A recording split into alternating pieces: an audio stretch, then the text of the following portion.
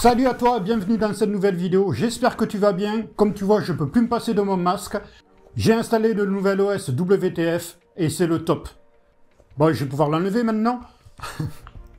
C'est vrai que je peux plus me passer de cet OS. Ça nous apporte le Full OSD Betaflight dans le masque DJI. On peut aussi maintenant enregistrer son DVR avec l'OSD. Ça nous change la police d'écriture. On a accès au réglage Betaflight. Donc vraiment, c'est le top. Dans cette vidéo, on va voir ensemble comment l'installer. On va installer le nouvel OS, le Full OSD WTF OS. On va installer le Fake HD qui permet d'avoir l'OSD en 16/9. Et pour finir, je vais vous montrer comment on enregistre également l'OSD lorsqu'on exporte une vidéo depuis le masque DJI.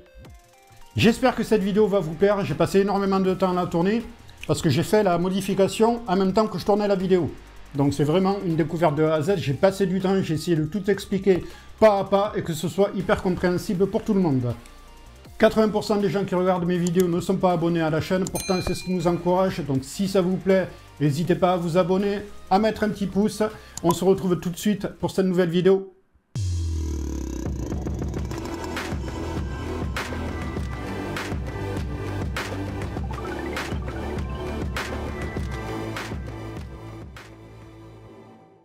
Pour pouvoir installer le Full OSD sur son masque DJI FPV, alors que ce soit V1 ou V2, on va se rendre sur la page fpv.wtf sur le GitHub. C'est l'équipe qui a développé le MSP OSD pour nos masques. Alors ils ont fait un super travail, vous pouvez bien sûr les soutenir sur leur page. Ce qu'on va voir dans un premier temps, c'est les produits qui sont compatibles. Il faut respecter certains firmware installés sur votre masque DJI pour pouvoir installer le produit WTF, pour pouvoir installer le MSP OSD. Une fois sur la page du groupe FPV WTF, je vais aller voir le WTF OS. Le WTF OS est un framework communautaire permettant de modifier le firmware des lunettes DJI FPV et des unités aériennes activées par Margarine. Il comprend des mesures anti-breaking, un configurateur, un gestionnaire de package, un gestionnaire de services et un cadre de modification de services fournisseurs. On peut soutenir le projet sur Open Collective et on peut les rejoindre sur leur Discord. Essayez au maximum de suivre les consignes qui sont données à la fois sur leur GitHub et sur le wiki également, avant d'aller les déranger sur Discord. C'est un projet communautaire, c'est gratuit, vous pouvez les soutenir via des dons. Au niveau compatibilité, donc WTOF Configurator ne prend officiellement en charge que l'enracinement sur le firmware v01.00.0606. Il est compatible avec les unités aériennes DJI, DJI Air Unit, le Cadix Vista, le Runcam Link, sur les lunettes DJI FPV V1 et sur les lunettes DJI FPV V2. Les lunettes V2, on doit flasher le V01.00.0606 à partir du mode DY, alias le mode DJI HD FPV System. Donc c'est le mode qu'on utilise pour voler avec nos drones FPV. Par contre, il va falloir aller vérifier que le bon firmware est également dans le mode du drone DJI FPV. Donc pour ça, il va falloir convertir les lunettes en mode drone DJI FPV. Et on va aller vérifier que les deux modes soient bien en V01.00.0606. Dans le wiki, nous donne encore plus d'informations pour les versions de firmware. Donc on va aller voir ça sur leur wiki. Les versions de micro-logiciels prises en charge. Donc pour l'unité aérienne, les lunettes Vista et le FPV V1. Donc les lunettes version 1. Les versions de micro-logiciels prises en charge sont la V01.00.0606. Et la V01.00.0608, c'est la dernière version requise côté Air Unit pour la compatibilité avec la Runcam Wasp. Les anciennes versions peuvent ou non fonctionner. Il est sûr de simplement mettre à niveau vers le dernier micro-logiciel à l'aide de DJI FPV Assistant 2. Pour les lunettes FPV V2, alors ça s'applique en enracinement des lunettes V2 et il faudra aller bien vérifier dans le mode du DJI FPV Drone qu'on est en V01.00.0606. Alors pourquoi il faut aller vérifier dans la version DJI FPV Drone? Parce que des fois en mode DY, il nous mente sur l'affichage. c'est pas le micro-logiciel qui est réellement installé, comme il précise ici. Les versions de firmware qui sont prises en charge pour le root. Donc il y a plusieurs versions, il faut faire attention. C'est le V010000606, donc ça reste le dernier micro-logiciel en mode bricolage, en mode DY qui est recommandé. Les deux autres versions, la 01.02 et la 01.02.001, sont connues pour fonctionner, mais des problèmes peuvent survenir.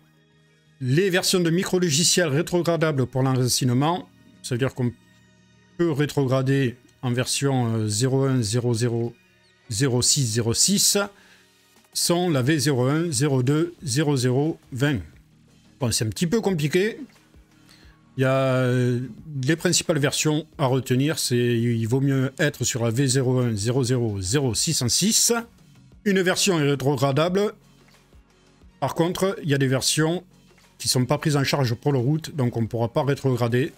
C'est la V01 02 0015, la V01 02 0060 et la V01 03. Celles-ci ne sont pas prises en charge, on ne peut pas faire le root dessus.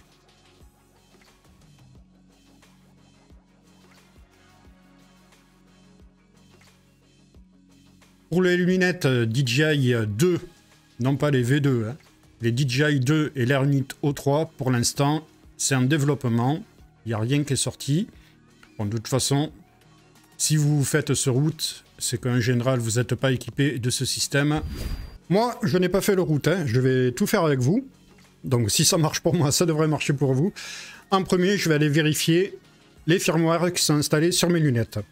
Je vais, pour ça, démarrer mes lunettes, les brancher en USB.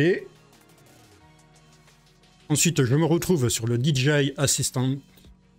Donc, c'est bien le DJI Assistant 2, DJI FPV Series.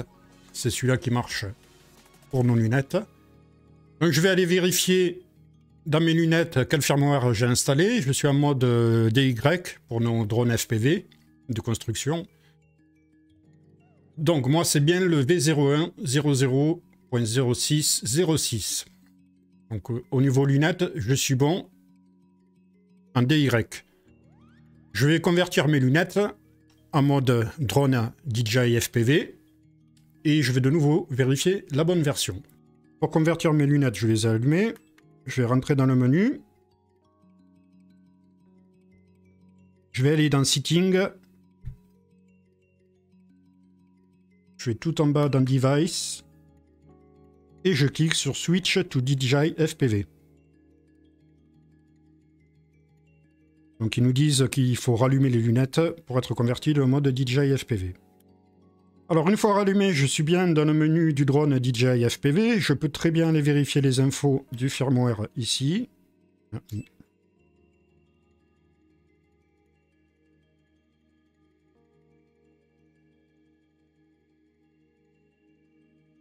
Et il va m'indiquer la version du firmware. Je vais quand même aller sur le DJI Assistant 2, c'est vite fait, et on va vérifier que c'est la bonne version. Même opération, je branche mon masque, je retourne dans le DJI Assistant 2, et là je vois, alors vous voyez qu'il y a beaucoup plus de versions disponibles que dans le mode DY, et je suis bien sur la bonne version que V101.00.0606. Donc vous voyez qu'au niveau du masque, j'ai le bon firmware. Je vais pouvoir repasser le masque en version DY pour pouvoir ensuite le router et faire l'update. Pour pouvoir remettre mes lunettes en mode DJI FPV DY, je retourne dans à propos. Je vais tout en bas. Je confirme. Et il va falloir que je redémarre mes lunettes afin d'être dans le bon mode.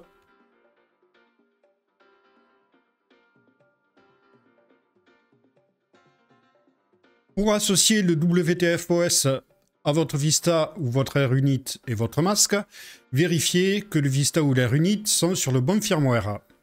Vous alimentez votre quad. Vous connectez en USB le Vista ou l'Airunit. Vous n'hésitez pas à le refroidir comme il faut. Et vous allez vérifier sur le DJI Assistant que vous êtes sur le bon firmware. Maintenant qu'on est sûr qu'on utilise les bons firmware, on va allumer son masque on va le connecter à un USB. Donc on l'allume bien en mode DY, c'est-à-dire le mode qu'on utilise habituellement pour voler avec nos drones FPV. On va se rendre sur le configurateur. Alors il va falloir faire la même opération à la fois sur les lunettes et à la fois sur chaque vista qu'on veut utiliser avec son masque. Donc première opération, on va router, on va lui ouvrir les portes pour pouvoir accepter la modification. Donc on appuie sur route et on fait router l'appareil. Il nous demande de sélectionner le bon port. Alors j'ai vérifié que c'était le bon port série. Connexion. Donc là ça va prendre un petit peu de temps. Il va se connecter à l'appareil et il va mettre le route en place.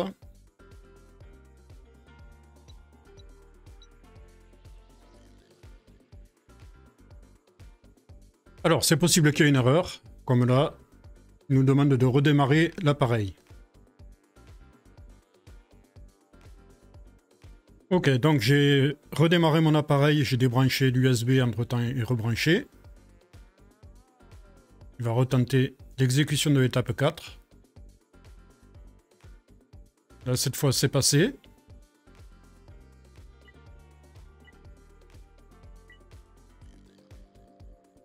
Terminé. L'appareil a été routé avec succès. Donc ça, c'est bon. Maintenant, on va se rendre au menu. On va se connecter à l'appareil.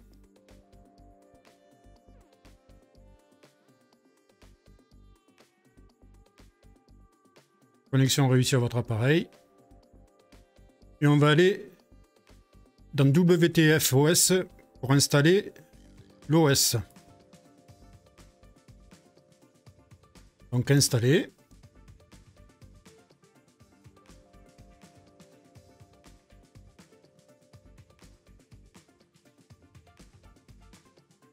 Alors c'est pareil, ça va prendre un petit peu de temps. Je vais bien sûr accélérer tout ça.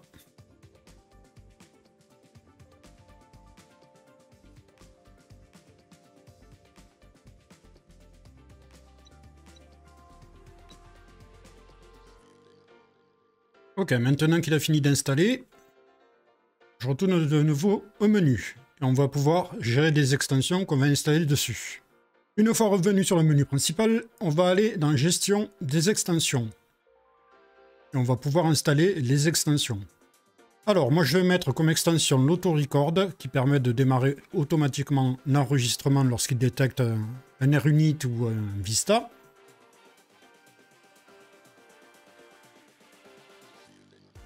Ensuite, je vais mettre le MSP OSD. C'est ça qui va permettre d'avoir l'OSD complet.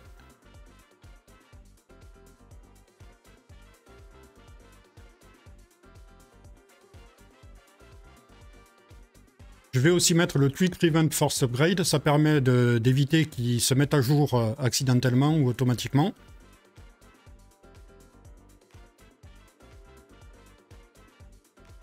Je vais mettre le FCC Unlock. Alors le FCC Unlock permet de débloquer ces lunettes en mode FCC sans avoir à faire le hack. Voilà, donc je vérifie. J'ai mis l'auto-record, j'ai mis le FCC Unlock, ok. Bien sûr, l'OSD, ce qui nous intéressait avant tout. Cette page me permet également de supprimer les apps pour voir ça comme des applications que vous avez installées. Donc maintenant, je retourne au menu. Je vais déconnecter mon appareil. Une fois déconnecté, vous pouvez vérifier que le hack est bien passé. Il y a marqué OSD Waiting en bas, ça veut dire qu'il attend l'OSD. Donc l'OS est bien passé, les applications aussi apparemment. Donc je vais couper le masque et on va faire l'opération sur le Vista. On va connecter le Vista. Pour ça, moi, il faut que je l'alimente, forcément. J'ai mis un petit ventilateur de refroidissement. Alors ça, c'est un petit ventilateur que j'ai récupéré. J'ai soudé une prise USB pour pouvoir l'alimenter.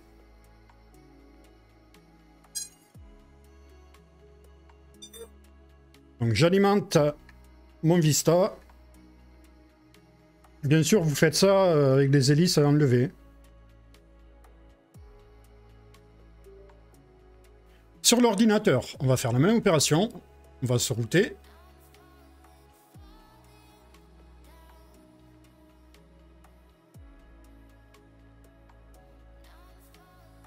C'est pareil, ça va prendre un petit peu de temps. Donc il va ouvrir les portes pour pouvoir accueillir l'OS.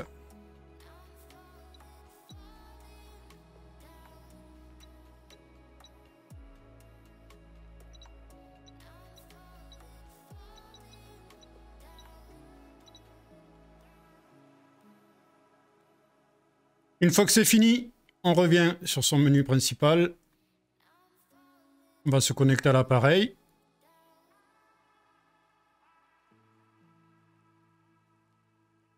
On va installer l'OS.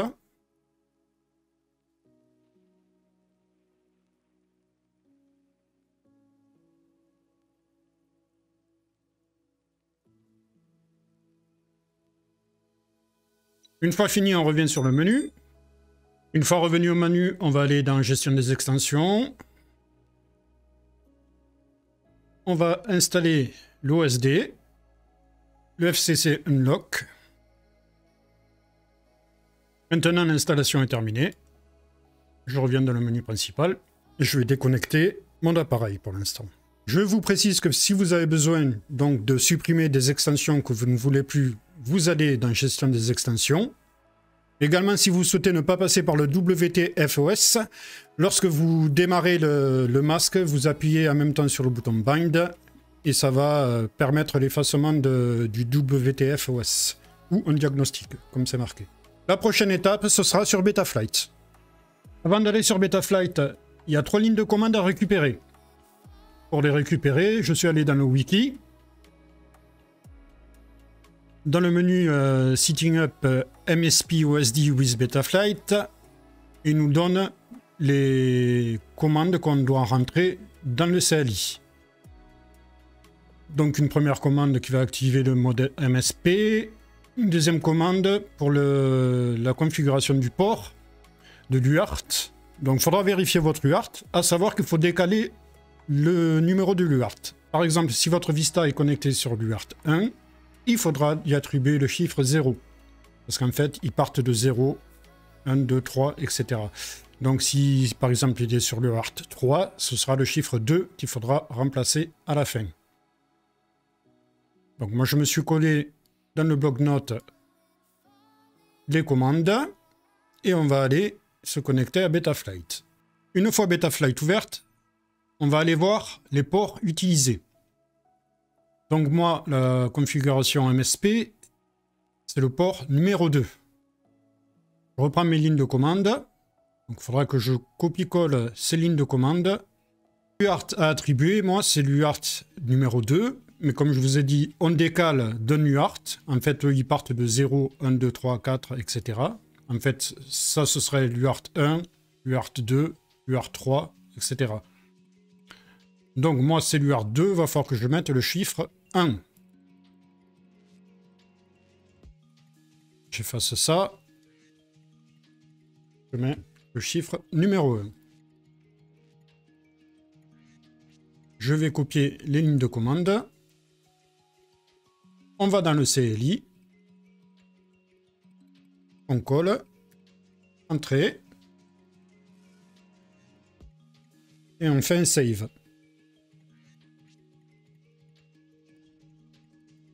Entrée. Ok, c'est rebooté. Donc à ce stade-là, normalement, si j'ai tout bien fait, bon moi je le fais en même temps que vous, hein. Si j'ai tout bien fait, ça devrait marcher. Vous pourrez configurer votre OSD. Je vais aller vérifier que ça marche. Donc je vais allumer le masque. Je vais brancher mon quad. Et voilà, coucou, c'est moi, me voit. Bon, vous pouvez voir que l'OSD marche comme il faut. Par contre, on a toujours l'ancien OSD, l'OSD custom qui est superposé. Donc il va falloir aller dans le menu, dans Setting, ah, Display, bon. Display, et OSD custom. On le met sur off. Voilà, comme ça on n'a plus l'OSD custom par-dessus. On se retrouve uniquement avec notre nouvel OSD. Vous avez vu que j'ai la carte SD là qui est en train d'enregistrer. Donc dès que j'ai branché le code qu'il a détecté, il s'est mis à enregistrer. Donc c'est super. Je vais vérifier que je peux rentrer dans le menu. Pour rentrer dans le menu, c'est comme sur les codes analogiques. Pitch avant, yo à gauche. Je viens de le faire et je suis bien dans le menu. Donc la prochaine étape, ça va être de personnaliser la police d'écriture. On va mettre une police d'écriture bien plus sympa. Et on va aussi voir comment enregistrer son OSD en même temps que les images. Une chose qu'on ne pouvait pas faire jusqu'à maintenant. Pour récupérer les polices d'écriture, je vais aller sur...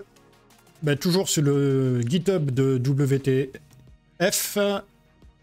Dans la page WTFOS, ça c'est OK. Mais je vais aller sur le wiki.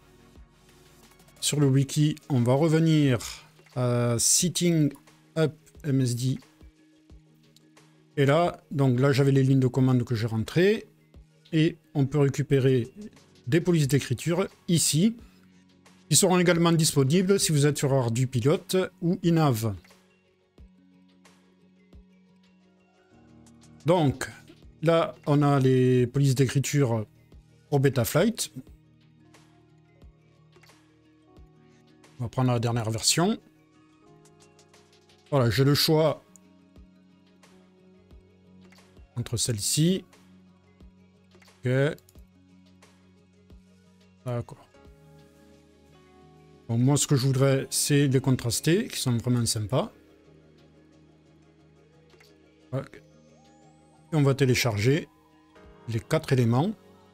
Alors, ces 4 éléments, il va falloir les télécharger directement dans la carte SD. Dans la carte SD du masque. Donc, je vais reconnecter mon masque. Le masque est connecté. Il est sous lecteur USB H, ça faut retenir. Hop, je télécharge.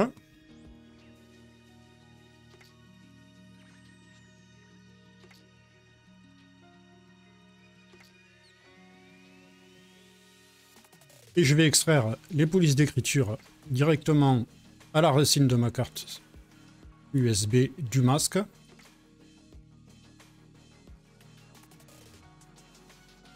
Ok, ça c'est bon. Donc maintenant, j'ai les polices d'écriture personnalisées.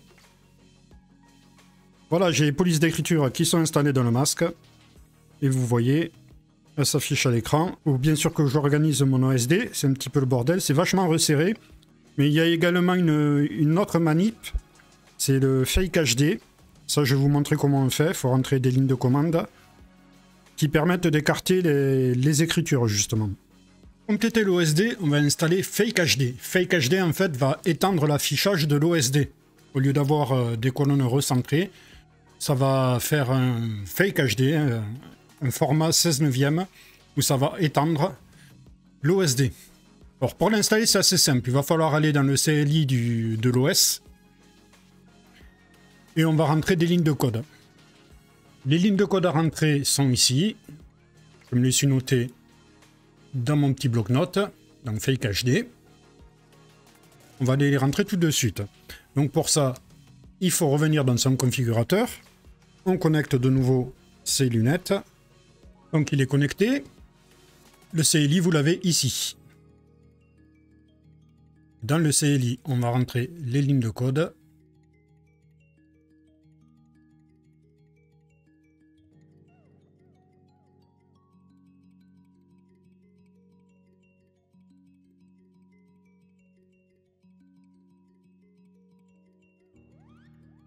Et on fait Start. On peut se déconnecter. Le seul problème qu'on installe le Fake HD, c'est qu'il faut lui attribuer un icône qui va servir d'interrupteur en fait, de lui dire que Fake HD est activé ou pas. Parce que par défaut, vous allez voir que Fake HD n'est pas activé lorsqu'on se retrouve dans le menu des statistiques, après avoir armé son quad et désarmé. Donc, Fake HD peut utiliser la présence ou l'absence d'un caractère dans l'OSD comme interrupteur pour indiquer quand vous êtes en mode OSD régulier ou dans le menu statistique, et basculer temporairement vers le centrage si nécessaire. Ça veut dire que quand on aura mis un icône pour lui dire quand il y a cette icône, tu bascules en mode Fake HD. Lorsqu'on basculera de nouveau en mode statistique, il recentrera les caractères pour éviter d'avoir les caractères comme vous les avez vus étalés sur l'écran. Par défaut, l'icône c'est Sortle Position. Donc je vais aller mettre Sortle Position. Donc pour ça, je connecte Betaflight. Je vais dans mon OSD. On va rajouter le Sortle Position. Donc c'est Position des gaz. Je le rajoute. Voilà. Je sauvegarde. Je peux déconnecter Betaflight. Et il faut rebooter le masque pour que ça prenne effet. Bon voilà, j'ai rebooté. Et on peut voir que maintenant, j'ai bien l'OSD étendu sur tout l'écran. Je vais démarrer le quad. J'ai démarré et arrêté le quad. Et on voit que les statistiques s'affichent maintenant. Et les statistiques maintenant sont bien centrées. Donc il a basculé de l'OSD Fake HD au centre. Alors c'est plus pratique pour lire, c'est plus sympa bien sûr. Pour revenir à cette icône par défaut qui permet d'avoir le Fake HD, donc il parle du Sortle Position, ils disent qu'on peut le changer. Alors j'ai cherché, je sais pas où c'est qu'on trouve ce Fake Menu Switch. J'arrive pas, j'ai cherché pendant un petit moment là. Donc désolé, je ne peux pas vous dire plus d'infos. Pour l'instant, pour l'activer, on va utiliser Sortle Position. Si jamais j'arrive à trouver le truc, je vous le mettrai dans la description. On va passer à la suite et on va passer sur un truc hyper intéressant. C'est pour avoir l'OSD en même temps qu'on enregistre.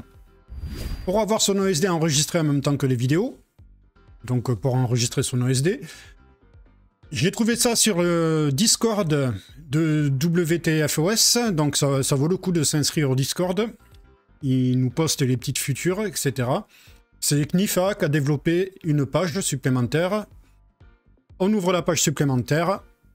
Je vous mettrai bien sûr l'adresse dans la description. Il va y avoir d'abord un prérequis. Il va falloir débloquer la fonctionnalité. Donc pour ça, il y a 2 lignes de code à rentrer. Donc package config, blablabla. Donc je les ai copiés sur mon petit bloc-notes. On va faire comme d'habitude, on va brancher son masque et aller dans le CLI du masque. J'ai branché le masque, je vais dans le CLI. Donc il s'est automatiquement connecté puisque j'avais la page ouverte. On va dans le CLI et on va rentrer le record. Hop. Copier. Coller. On fait entrer. Et voilà, il faudra redémarrer ces lunettes, que ce soit pris en compte. On est quelques jours après le premier enregistrement de la vidéo. On en était à rentrer ces lignes de code dans le CLI. Vous pouvez voir que la page a un petit peu changé, mais le principe reste le même. Je vais récupérer des fichiers vidéo. Là, vous avez les fichiers vidéo de ma carte SD. Et vous pouvez voir que maintenant, il y a un nouveau fichier qui apparaît, c'est le fichier OSD. C'est ça qui va nous servir, grâce à la page qui a été développée, d'afficher en surcouche notre OSD. Je vais directement rentrer tous mes fichiers à gauche, ils vont automatiquement se classer.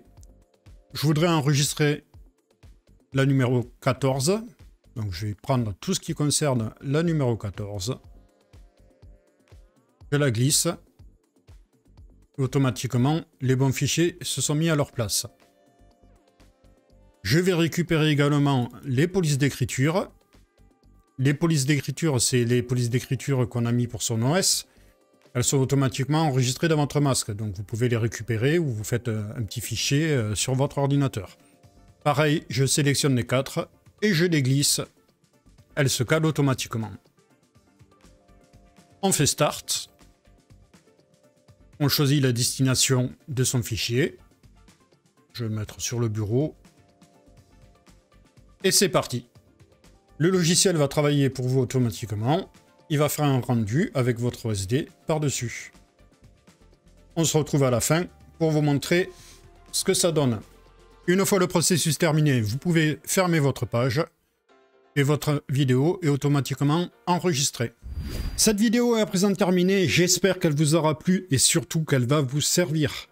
C'était un tuto assez long à faire, j'ai mis pas mal de temps, mais le but c'était de vous montrer toutes les possibilités de ce nouvel OS, WTF OS. C'est une super avancée, merci aux développeurs. Ils continuent à faire du taf dessus, donc n'hésitez pas à suivre leur Discord, à aller les remercier pour le taf qu'ils ont fait pour nous, possesseurs de masques DJI. Vous avez enfin le résultat de la vidéo, c'est juste une petite vidéo de test où je testais justement l'OSD et l'enregistrement, donc il n'y a rien d'exceptionnel. Il me tarde de le tester un peu plus en vol, et à coup sûr je vais le garder, les fonctionnalités qu'il apporte m'intéressent. N'hésitez pas à vous abonner à la chaîne, comme je vous le disais en intro de vidéo, il y a beaucoup de monde qui regarde les tutos mais qui ne sont pas forcément abonnés à la chaîne. Et ça fait toujours plaisir que le travail qu'on me fournit puisse plaire. On s'abonne à la chaîne, on pose un petit pouce. Quant à moi, je vous dis à la prochaine pour une nouvelle vidéo. Allez, salut!